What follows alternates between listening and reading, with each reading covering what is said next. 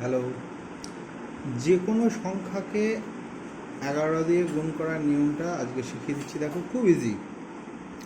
আচ্ছা, আমি 11 থেকে শুরু করছি। ধরো 11কে 11 দিয়ে গুণ করবো। 11 দিয়ে গুণ করছি। যে সংখ্যাকে গুণ করব তাকে একটু গ্যাপ দিয়ে লিখবো, যেমন 11 1 1। তারপরে এই দুটোকে যোগ করে মাঝে বসিয়ে দেবো। 1 আর 1 যোগ করলে 2। দেখো 11 বার 121। আচ্ছা, 12কে যদি 11 দিয়ে গুণ করি, কী করবো? 1 আর 2 একটু গ্যাপ দিয়ে বসাবো। মাঝে কী হবে? 1 আর 2 যোগ করলে 3। যে কোনো সংখ্যা, ধরো 33। 33কে 11 দিয়ে গুণ করলে দেখো কত হচ্ছে। আমি কী লিখবো বলেছি? যে সংখ্যাটাকে গুণ করব একটা গ্যাপ দিয়ে লিখবো। তাহলে 3 আর 3 গ্যাপ দিয়ে দিলাম। 3 আর 3 যোগ করলে কত হবে? 6। দেখো, তোমাদের পাশে আমি গুণ করে দেখিয়ে দিচ্ছি। 33কে 11 দিয়ে গুণ করলে 33 আগে 33, 33, 3 3 থেকে 6 3।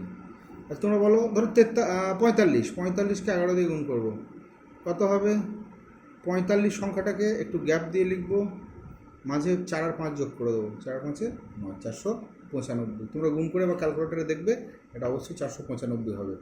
একইভাবে 69কে 11 দিয়ে গুণ করলে 6 আর 9 একটু গ্যাপ দিয়ে হবে। তোমরা এবার বলবে, তাহলে তো 6 আর 9 যোগ করলে মাঝে 15 হবে। তাহলে 15 কীভাবে লিখবো? তখন কী হবে? এই একটা এর সঙ্গে যোগ হয়ে যাবে। তাহলে 6 রাখে কত হলো? 7 5 9।